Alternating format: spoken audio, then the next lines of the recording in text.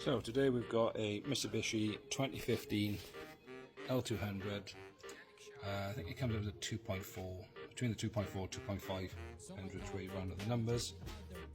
And we're having some DPF issues on this one. So it keeps clogging, erratic power delivery, currently no fault codes.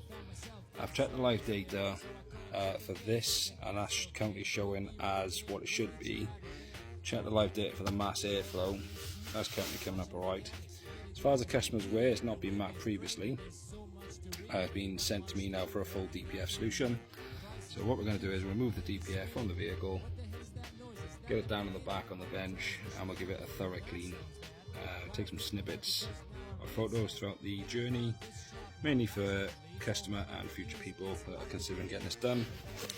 We'll get the solution added from a software perspective, which is written by Auto Tuner, and then we'll take it out for a test drive, data log, and the customer should be very happy with what we've achieved. So let's get it done. So quite often what happens with these is they crack. And you can always tell that they're cracked. There's a guy called O'Reilly's Autos. Oh my god, look at that. Now, people come out and charge for regens. Like, yeah, there you are, it's done. But no way. That is absolutely shanked. So yeah, that's the cat element, that's the DPF element, and we'll take this out for a good clean. So, one Mitsubishi L200, made for off-road use only. So, this is a farm vehicle, and it will continually live on a farm, which is why this keeps messing up.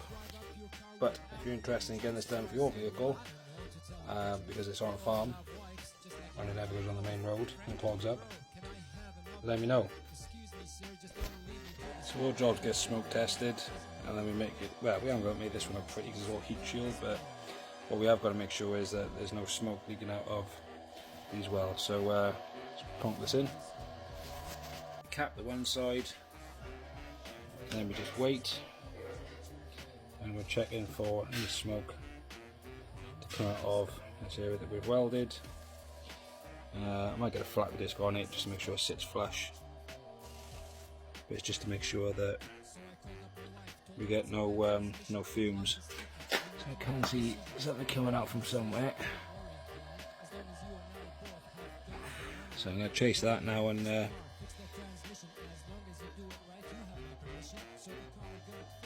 down the back there, look. So we'll grind that flat, stick another bead along the bottom. Got it all leaking out there. Got another little bit there, on the corner there.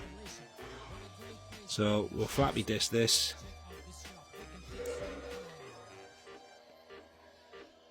So on the corner, on that section there, which I thought was much, there and along there.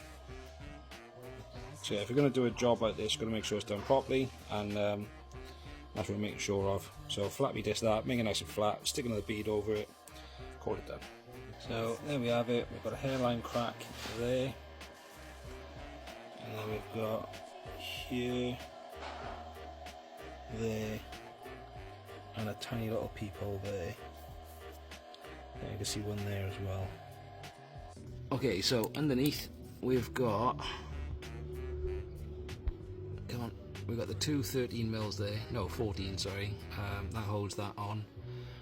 The heat shield's all done. This one bolt snapped there, so I just tack weld that on because I didn't want that vibrating. The sensor all tucked back up properly as per factory, and then that white clip is where it plugs in. So we've got an under tray to go back on under here. Let's see if I can show you. There it is. So that one bolt snapped on the heat shield, so again that's the tack weld.